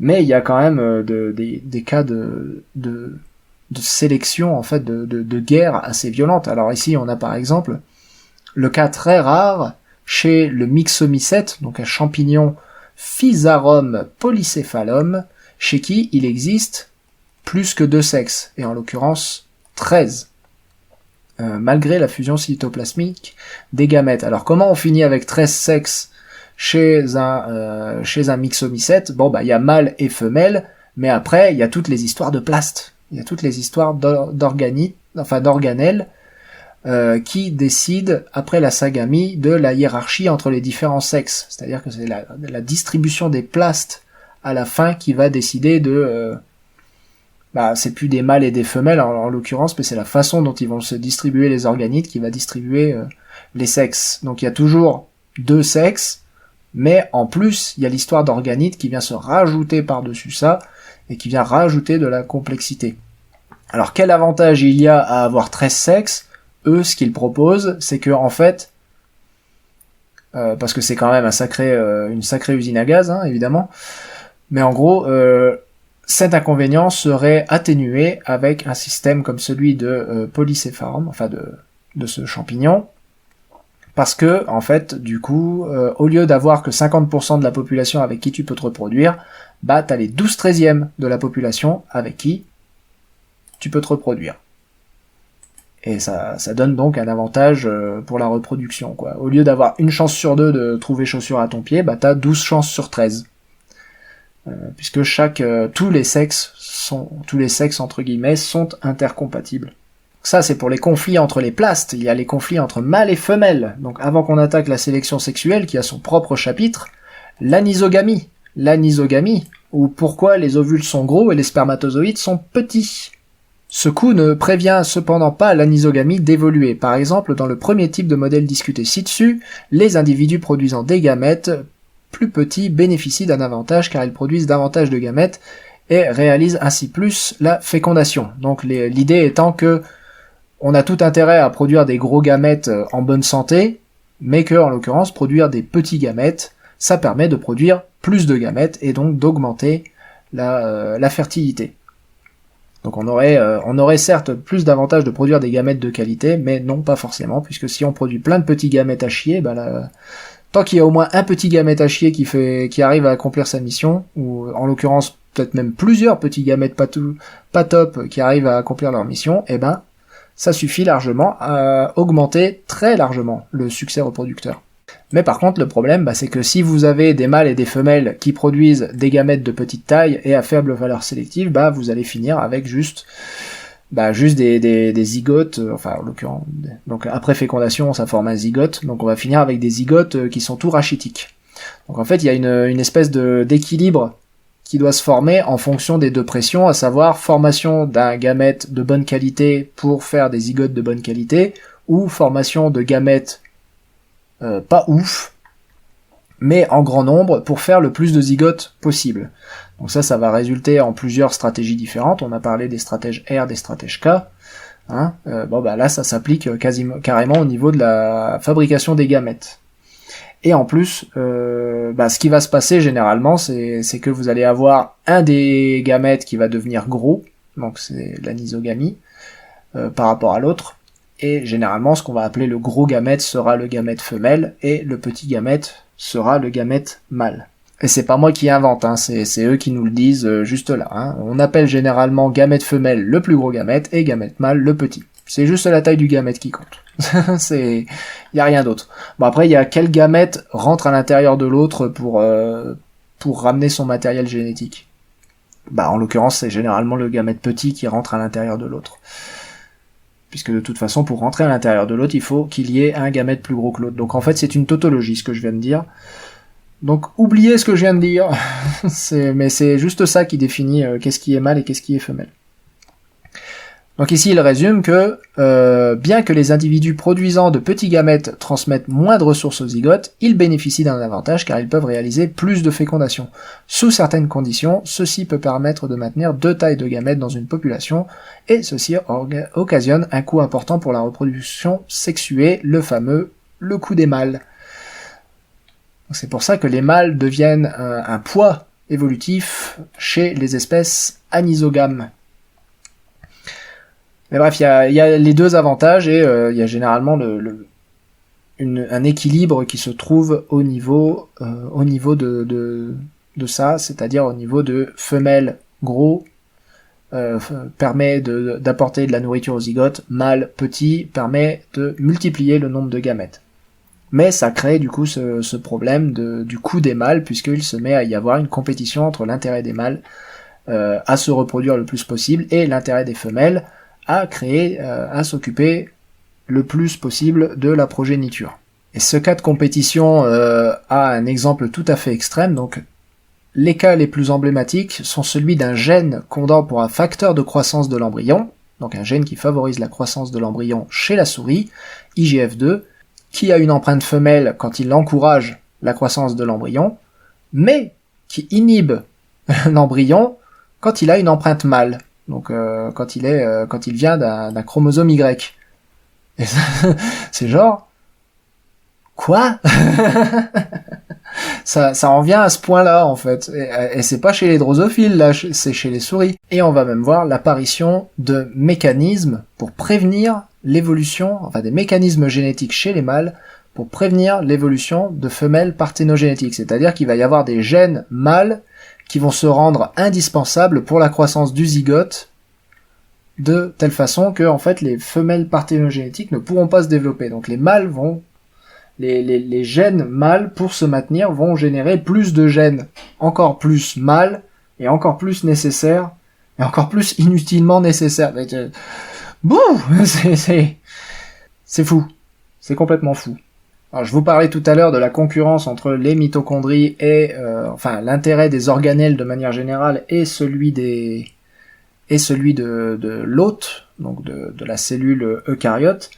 Et ici on a un bel exemple. Donc le premier, c'est que comme je vous le disais, il y a une absorption du génome de la mitochondrie qui se fait au niveau de l'ADN nucléaire pour empêcher justement cette concurrence. Donc il y a que 200 protéines codées chez les mitochondries, alors que leurs cousins, entre guillemets, là c'est exactement ça qu'ils disent, hein, alors que leurs cousins bactériens, eux, produisent 5000 protéines. Donc il y a énormément de gènes qui ont été absorbés par l'ADN nucléaire. Donc ça c'est vraiment l'ADN nucléaire qui est en train de phagocyter l'ADN mitochondrial, ni plus ni moins.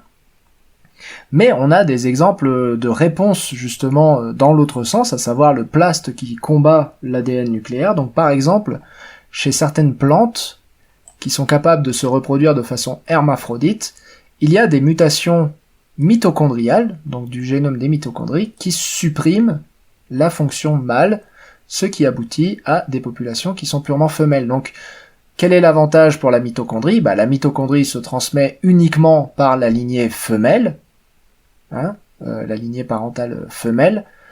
Donc elle a aucun intérêt à ce que des mâles, à ce que la moitié de la population de cette plante soit des mâles, tout simplement. Donc elle défonce les mâles. Elle a défoncé les mâles, tout simplement. Et en plus, je le rappelle, la reproduction asexuée, ça va plus vite. Ça produit beaucoup plus de descendants. Donc là, c'est délétère pour la plante qui, de fait, ne peut plus générer de nouveautés génétiques par recombinaison. Mais la mitochondrie, elle, c'est pas son problème. Et c'est ça qui est formidable.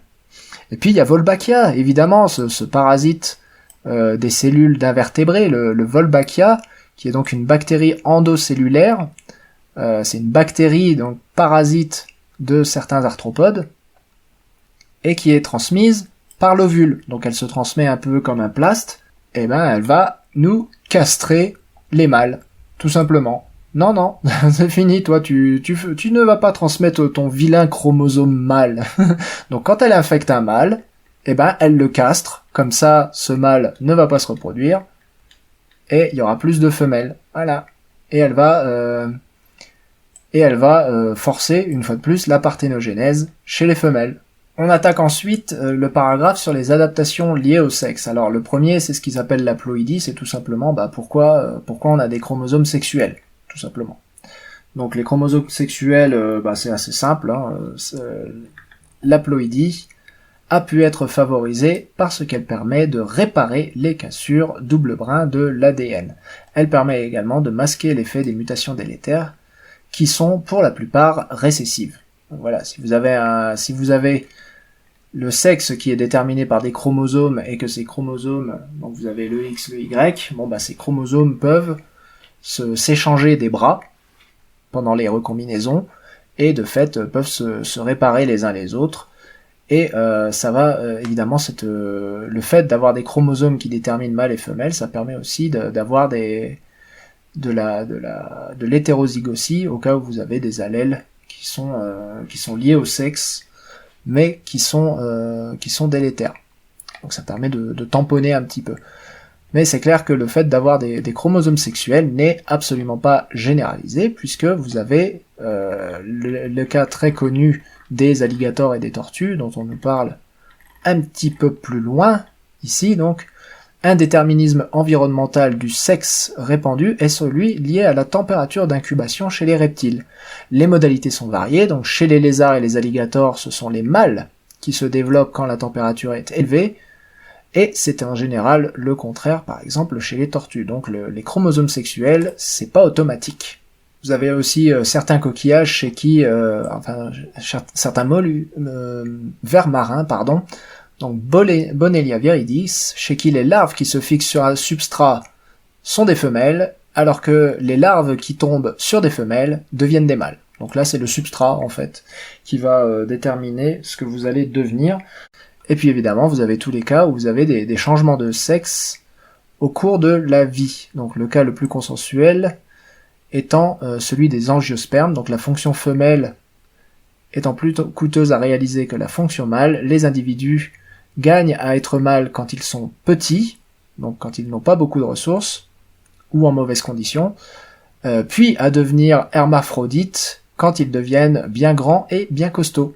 Donc là, c'est la condition physique en fait qui détermine si les angiospermes, donc les plantes à fleurs, sont mâles ou femelles.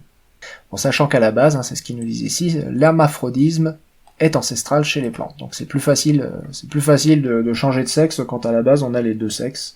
Mais le grand défi de tout ça, ça va évidemment être le problème de l'autofécondation et celui de la consanguinité. Donc comment est-ce qu'on va faire pour éviter la consanguinité et l'autofécondation? Alors il y a certains arbres, il y a certains arbres comme les ginkgos, je crois, où il y a des arbres mâles, il y a des arbres femelles. Donc ils ont abandonné l'hermaphrodisme. Il y a certaines plantes chez qui les parties mâles de la fleur vont se développer à un moment différent des parties femelles de la fleur. Donc comme ça, il n'y aura pas autofécondation puisqu'elles ne sont pas matures en même temps.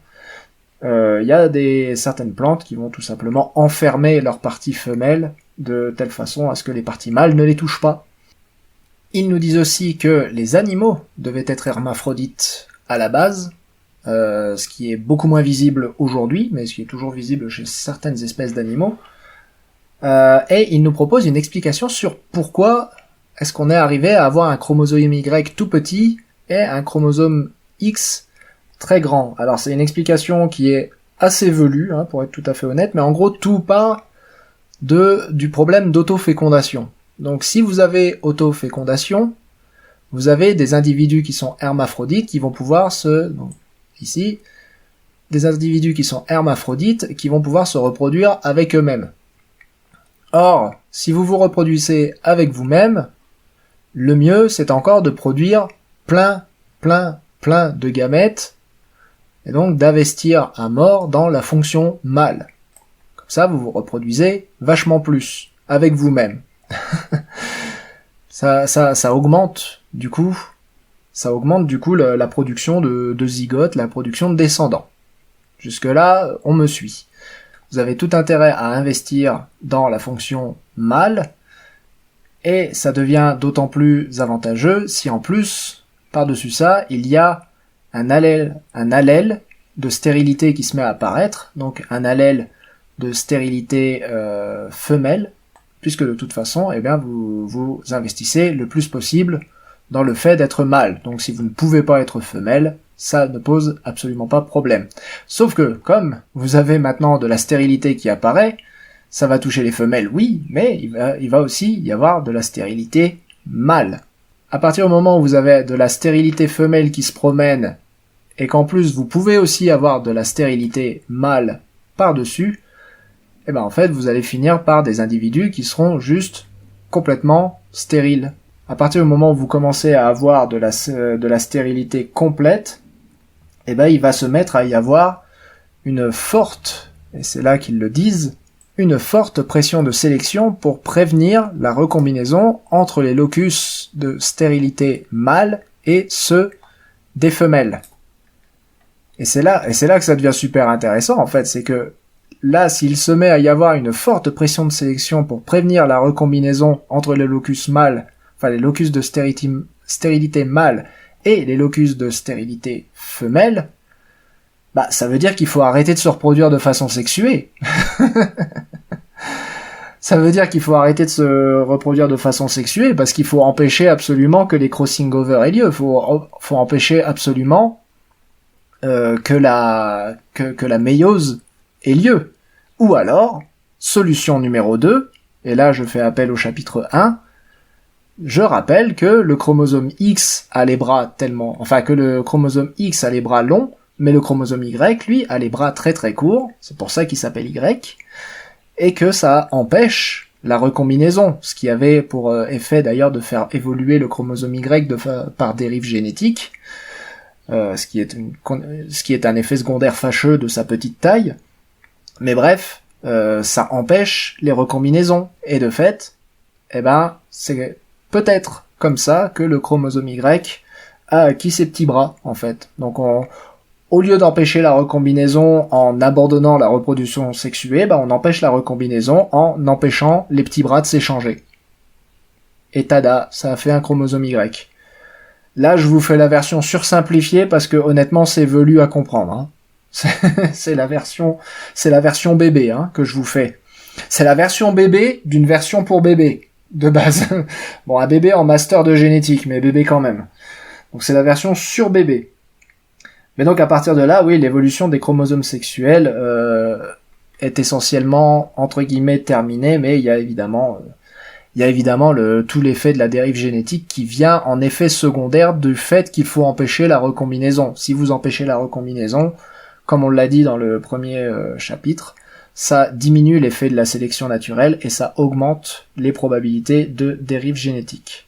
Et un des effets secondaires intéressants, c'est la dégénérescence du chromosome Y s'accompagne également de l'évolution d'une compensation de dosage de telle sorte que les gènes non spécifiques soient autant exprimés chez le mâle que chez les femelles. Oui, le chromosome Y étant physiquement plus court, il porte aussi moins de gènes. Alors que chez les femelles, vous avez 2 chromosomes X, donc 2 fois plus de gènes exprimés sur ces longs bras de chromosomes X. Donc chez les femelles de mammifères, un des deux chromosomes est inactivé. Donc le choix du chromosome étant aléatoire. Mais chez les marsupiaux, c'est toujours le X d'origine paternelle qui est désactivé chez les femelles. Et ça, c'est super intéressant. Comment ils décident Comment ils décident que c'est le X paternel qui est désactivé? Et il se fait encore plus castrer, le pauvre.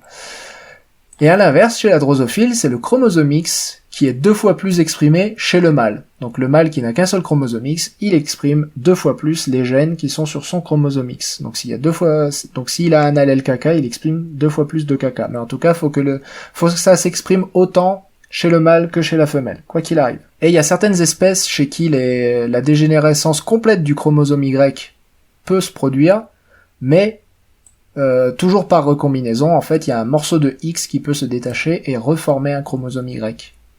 Et c'est arrivé, par exemple, chez certaines drosophiles, chez certaines espèces de drosophiles. On a ensuite un paragraphe sur les sex ratios, ou pourquoi y a-t-il autant de mâles que de femelles. Alors quand c'est chromosomique, c'est normal qu'il y ait autant de mâles que de femelles, puisque les chromosomes se baladent par paire. Quand c'est pas chromosomique, par contre, bah ça peut, il y a des fois où ça peut être chromosomique et quand même ne pas être équilibré, comme par exemple les fourmis. Chez les fourmis, il y a beaucoup de femelles, mais c'est juste que les femelles sont pas reproductrices. Donc chez les fourmis, vous allez avoir beaucoup plus de femelles que de mâles dans la fourmilière. Donc ça, c'est un sex ratio qui est contrôlé directement par la reine de la fourmilière. Vous allez avoir des sex ratios qui vont être différents chez les tortues, les crocodiles, parce que c'est la température qui contrôle ce sex ratio. Et puis il va y avoir le cas très particulier de certaines espèces d'hermaphrodites où en fait vous avez des femelles et des hermaphrodites. Donc c'est ce qu'ils appellent les polymorphes non dioïques. C'est encore un truc de plante, hein. Ça c'est pas vraiment un truc qu'on rencontre beaucoup chez les animaux. Ceci étant dit, on a quand même un cas particulier qui est celui de Caenorhabditis, le fameux ver nématode, où là on va avoir un hermaphrodisme où il va y avoir des hermaphrodites et des mâles. Et donc chez les animaux, donc c'est ce qu'on appelle les androdioïques, où vous avez où du coup ça résulte en la présence d'un très très faible pourcentage de mâles, donc un sex ratio. De toute façon, de base, le sex ratio est pété puisqu'il y a que des hermaphrodites et des mâles. Mais donc de base, le ratio mâle-femelle est un peu pété, mais en gros, il y a très très peu de mâles. Et la raison pour laquelle il y a très très peu de mâles, bah, c'est parce que les hermaphrodites ne produisent que des hermaphrodites et des mâles. Au lieu de produire... les mâles ne produisent rien, et les hermaphrodites ne produisent que des hermaphrodites et des mâles. Donc forcément, il y a moins de mâles. Mais là, en plus, il y a moins de 1% de Caenorhabditis, de 1% chez Caenorhabditis, ce qui est encore moins que ce que prévoit la théorie, à savoir ce que je viens de vous dire. Donc il y a d'autres mécanismes en plus derrière ça, derrière ce sex ratio. Mais bref, c'est très particulier, c'est très ciblé, donc on va pas trop s'attarder dessus. On passe ensuite au système de croisement, à savoir le choix du partenaire, avec quand même cette idée que le mot choix c'est un finalisme, hein, c'est-à-dire que les animaux ne choisissent pas. Hein. Ce choix, c'est pas une décision cognitive motivée, mais traduit simplement le fait que certains phénotypes influent sur les chances d'accouplement ou de fécondation. Hein. Les phénotypes vont s'attirer, on va dire, mais ne vont pas réellement se choisir. Contrairement au cerf où c'est la femelle qui choisit, par exemple. Mais là, la notion de choix, c'est une notion de choix très très large. Mais en gros, la grande question de ce chapitre, c'est est-ce que c'est mieux d'aller voir ailleurs ou vaut-il pas mieux rester en famille? On aurait plutôt tendance à croire qu'il vaut mieux aller voir ailleurs pour augmenter la diversité, mais il se trouve que chez les animaux, c'est pas toujours le cas. Donc, comme par exemple les littorines qui sont ces petits gastéropodes qui s'empilent les uns les autres et qui copulent constamment, Littorina fornicata. Les littorines, elles préfèrent s'empiler entre membres du même écotype. Voilà, donc vous avez plusieurs écotypes en fonction de où ils vivent. Eh ben ils préfèrent s'emmancher entre membres du même écotype. Ce qui demande, enfin vu qu'on a pas mal de contre-exemples de cas où finalement On a des mythes aussi, hein, qui aiment bien qui grandissent. Non, c'est des parasitoïdes qui grandissent à l'intérieur d'une mythe. Donc c'est des guêpes parasitoïdes qui sont pondues à l'intérieur d'une mythe. Et en fait, elles vont se reproduire à l'intérieur de la mythe, entre frères et sœurs, avant d'aller pondre dans une nouvelle mythe. Donc il y a beaucoup de contre-exemples en fait, et ce qui conduit à la question de la consanguinité. La consanguinité est-elle réellement si délétère que ça? La réponse est oui. C'est délétère, mais jusqu'à un certain point uniquement. Parce que l'augmentation de l'homozygosie, qui est le résultat attendu de la consanguinité, bah c'est pas si mal que ça tant que l'homozygosie fonctionne. En fait, tant qu'on est sur un état homozygote qui est pas délétère, bah une population consanguine va en réalité être même meilleure qu'une population qui n'est pas à l'état qui recombine beaucoup, en fait, avec beaucoup de diversité. Donc la sélection naturelle va évidemment tirer dans le tas de façon non négligeable, hein, mais ultimement, on va dire, c'est si on a une sélection naturelle qui a eu beaucoup d'effets à la base, donc on n'a pas eu dérive génétique, hein, j'entends. Donc la dérive génétique, elle peut fixer des mutations très délétères, même au sein de populations consanguines. Mais si vous avez une population qui est très consanguine et qui a beaucoup subi la sélection naturelle, alors il va y avoir beaucoup d'homozygosie de bons allèles, d'allèles pas délétères. Et à partir de là, en fait, c'est mieux de maintenir l'homozygosie. C'est ce que je disais tout à l'heure à propos des coûts du sexe. Le coût du sexe, c'est de rajouter de la recombinaison. Alors la recombinaison c'est bien parce que ça crée de la diversité, mais si vous avez déjà un pool génique qui est très bon parce que la sélection naturelle a tiré dedans un boulet rouge, bah en fait vaut mieux rester à l'état homozygote. Donc vaut mieux rester dans un état de consanguinité. Donc si vous avez de très bons gènes, bah vaut mieux être consanguin. Voilà. Et c'est pour ça que dans la nature on a des espèces qui sont extrêmement consanguines, comme nos guêpes par exemple, nos guêpes parasitoïdes qui s'attaquent à ces pauvres petites mythes et qui forniquent à l'intérieur de la mythe. C'est parce que bah leurs gènes sont déjà très bien comme ils sont, et puis que la sélection naturelle fera le reste, quoi. Donc c'est pas si mal au final. C'est pas si mal. Le problème, c'est que quand on pense consanguinité, on pense immédiatement Habsbourg d'Espagne, où eux, c'est pas la sélection naturelle qui les a amenés là, c'est la dérive génétique. S'il y avait eu plus de sélection naturelle à la base, ce qui aurait pu arriver s'ils avaient eu des enfants par million, comme des drosophiles ou des guêpes parasitoïdes, bah là, éventuellement, ça leur aurait laissé une chance. Le problème, c'est qu'Homo sapiens étant ce qu'il est, il peut pas se reproduire par million, et donc les chances sont que l'évolution se fera plus par dérive génétique que par autre chose. La question comment éviter la consanguinité chez les hermaphrodites, hein, qu'on a déjà abordé tout à l'heure, hein, ça va être séparation des fonctions mâles et femelles, ça va être incompatibilité des gamètes mâles et des gamètes femelles, ou de certains gènes, la différence de maturation, hein, entre les mâles et les femelles, bref, vous allez avoir différentes stratégies. L'auto-incompatibilité génétique, tout simplement, hein, pour éviter d'être consanguin avec soi-même. Le mieux, c'est encore d'avoir des gènes qui ne se combinent pas. Mais faut-il réellement éviter l'autofécondation? Bah justement, étant donné au-dessus, étant donné ce qu'on a dit ci-dessus, bah à partir du moment où vous avez un état homozygote qui fonctionne, le mieux c'est encore de faire l'autofécondation et d'augmenter sa population très rapidement. Voilà. Par exemple, la production de descendants de Plasmodium falciparum, le protozoaire parasite qui cause le paludisme, à partir de la première infection, est possible grâce à l'autofécondation.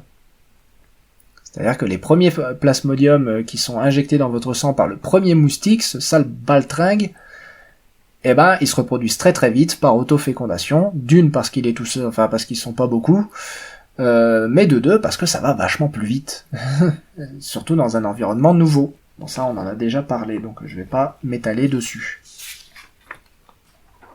C'est à peu près le même avantage que la reproduction asexuée en soi. Donc ça c'est de la reproduction sexuée mais avec soi-même. C'est pas pareil, mais c'est à peu près le même avantage que la reproduction sexuée. Ça va plus vite. Ça va beaucoup plus vite. On perd pas de temps à faire de la parade nuptiale et aller trouver une femelle, un mâle, tout ça, oh là là, acheter les fleurs et puis tout. Non, non. Direct, on s'auto-féconde, c'est beaucoup plus simple, beaucoup plus rapide, on perd pas de temps à chercher, on perd pas de temps à s'accoupler. Zou. Roulez jeunesse. Ça pointe du doigt un avantage non négligeable de l'autofécondation, à savoir que on va pas avoir ce qu'ils appellent le ovule discounting, donc le gâchis d'ovules, hein, tout simplement.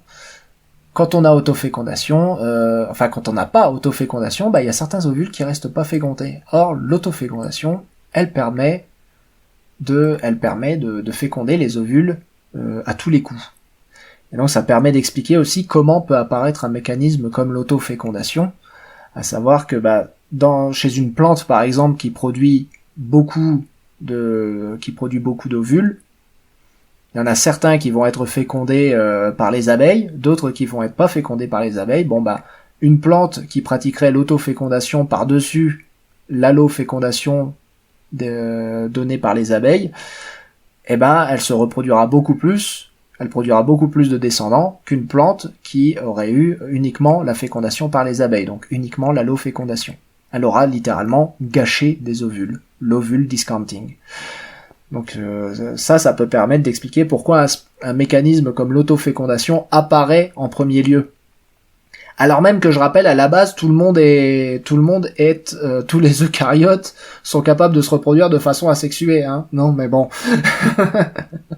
C'est-à-dire qu'on en revient à un système d'autofécondation, donc de reproduction quasi asexuée, sexuée mais avec soi-même, donc c'est quasi asexué, alors même que à la base on était capable de se reproduire de façon sexuée, mais c'est une fonction qu'on a perdue. Enfin, pourquoi faire simple quand on peut faire compliqué, me direz-vous? Mais ceci étant dit, il y a quand même des exemples où il a fini par y avoir des problèmes avec ces histoires d'autofécondation. Donc par exemple, Goldberg et al. 2010 ont montré que chez certaines lignées de plantes qu'on appelle les solanacées, la perte du système d'auto-incompatibilité a aussi résulté en une extinction de certaines lignées. Ce qui semble logique puisque, encore une fois, dans un environnement qui se déstabilise, pratiquer l'autofécondation et donc augmenter la consanguinité, et donc l'homozygosie, ça permet pas de générer, d'alimenter la possibilité d'adaptation.